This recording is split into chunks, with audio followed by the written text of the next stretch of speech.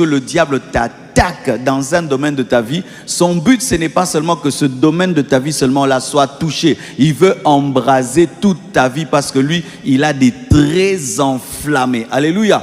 Et face aux traits enflammés de l'ennemi, Dieu ne nous donne pas de l'eau, mais Dieu nous donne un bouclier pour éteindre les traits enflammés de l'ennemi. Alléluia. C'est-à-dire que la foi a la capacité d'être un bouclier, mais aussi un extincteur.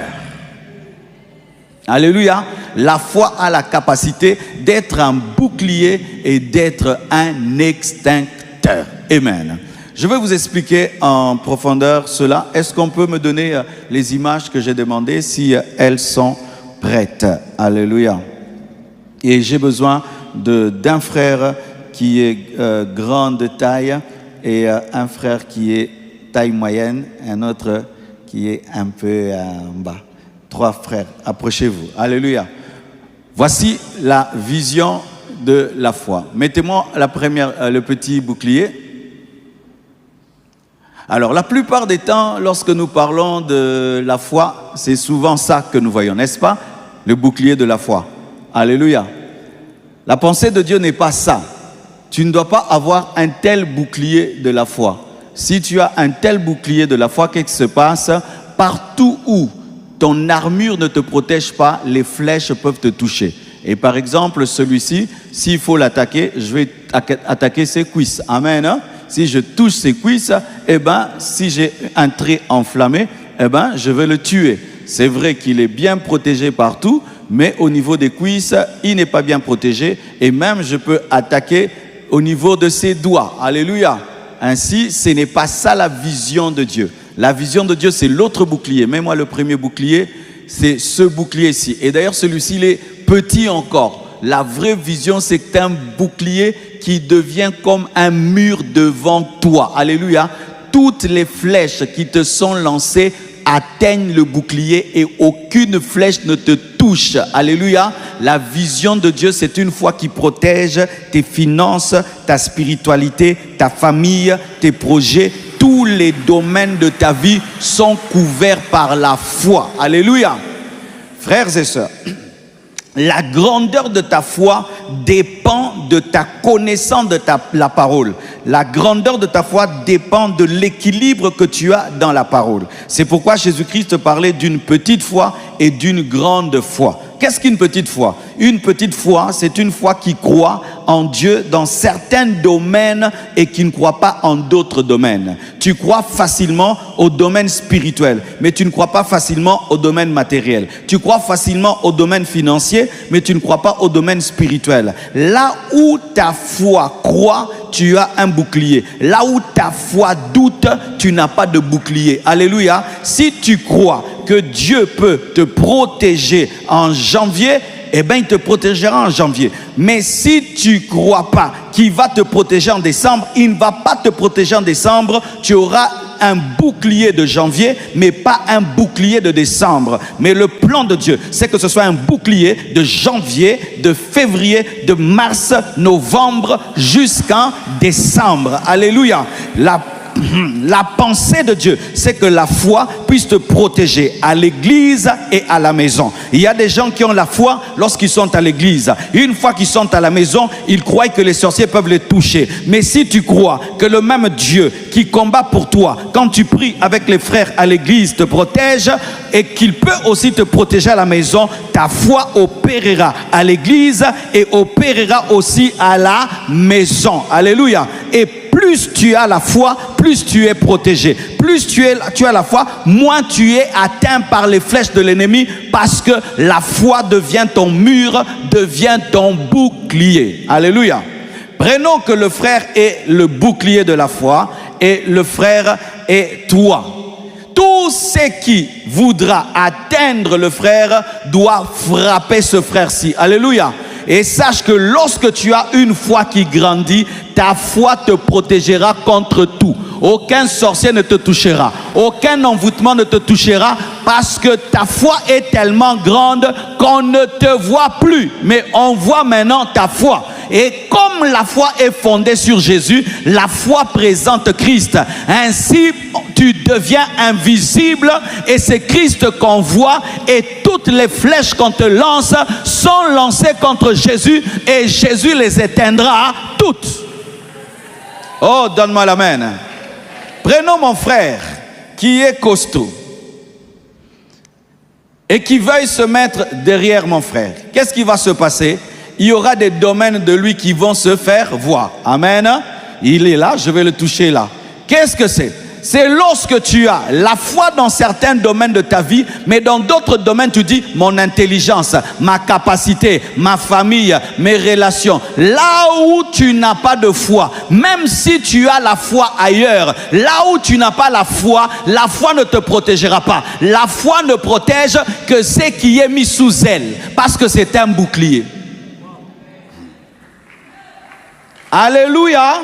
Tu peux croire en Dieu pour le pardon de tes péchés et tu es pardonné. Tu ne crois pas en Dieu pour ta guérison, tu ne seras pas guéri. La foi va opérer dans le pardon, mais elle ne va pas opérer dans la guérison parce que ce domaine de la guérison, toi tu crois au médecin.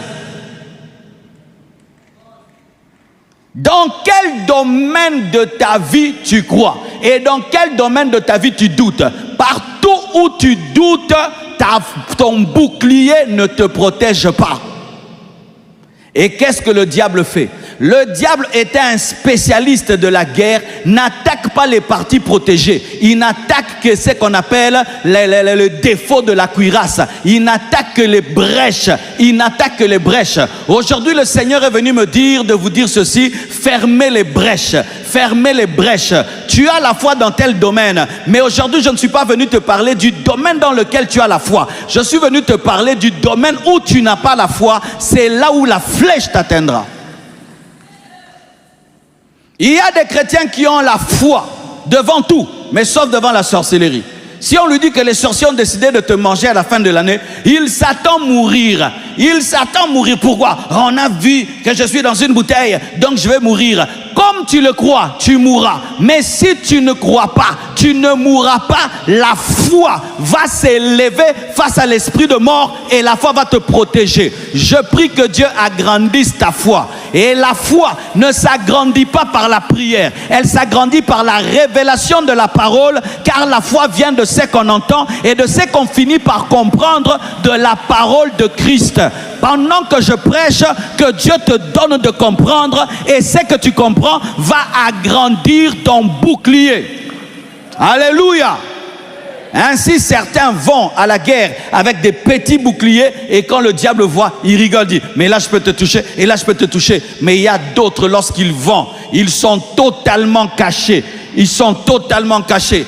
Totalement, tu ne le vois plus, mais il est là. Ce n'est plus moi qui vis, c'est Christ qui vit en moi. Cette parole s'accomplit lorsque tu crois en Dieu dans tous les domaines de ta vie. Dans tous les domaines de ta vie. Dans tous les domaines de ta vie.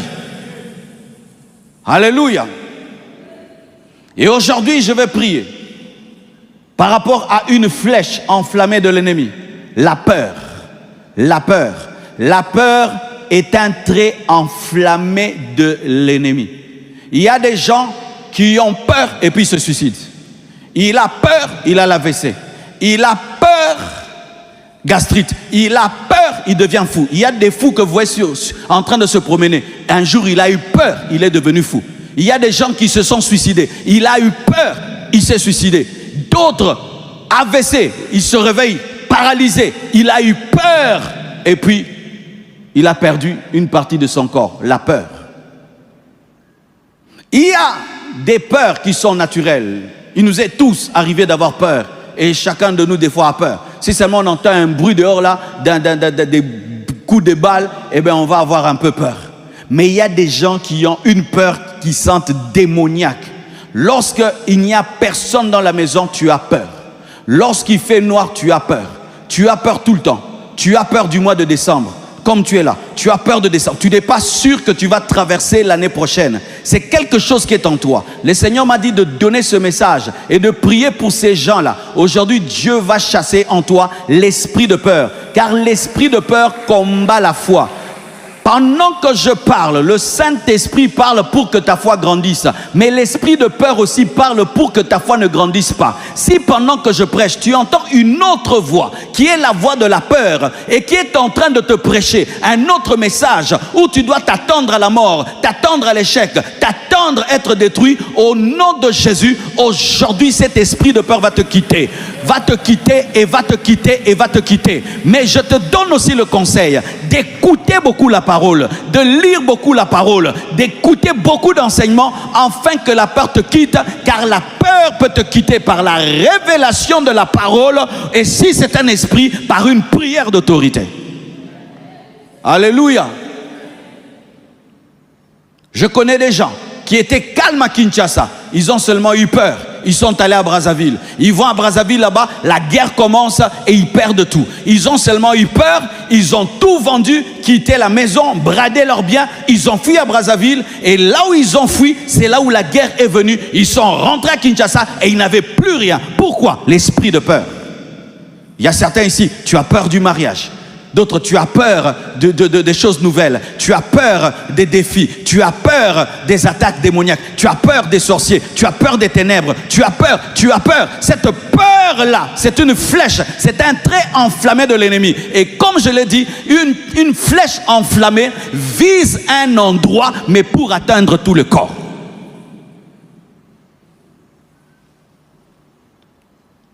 Qui se voit en 2026 ici?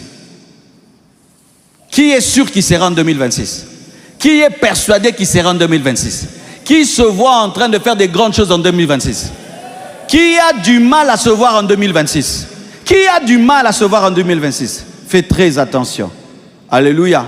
Car nous vivons en fonction de notre espérance. Lorsque tu n'espères plus la vie peut s'arrêter, car le corps cesse de se protéger contre les maladies lorsque tu ne désires plus vivre. Que Dieu te libère de l'esprit de peur et qu'il te donne une foi géante, une foi géante, une foi géante où tu peux affronter les géants.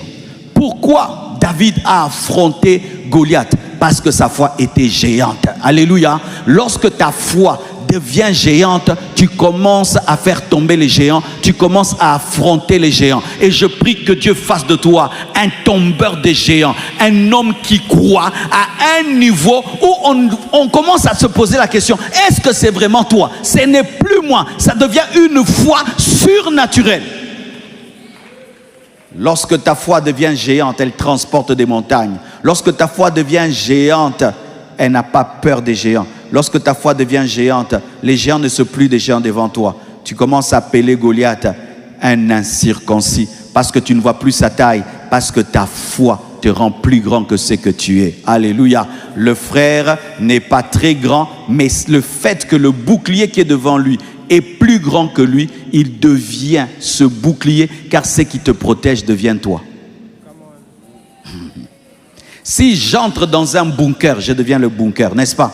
Si je me cache dans un château, le château devient moi. Toutes les bombes qui tombent sur moi tombent d'abord sur ce château. Ta foi t'a grandi. Amen. Soyez des hommes de foi. Et ne croyez pas que dans un domaine de votre vie, Dieu peut te donner le spirituel, le matériel, le financier. Dieu peut te donner toutes choses. Car Jésus a dit, tout est accompli. Amen.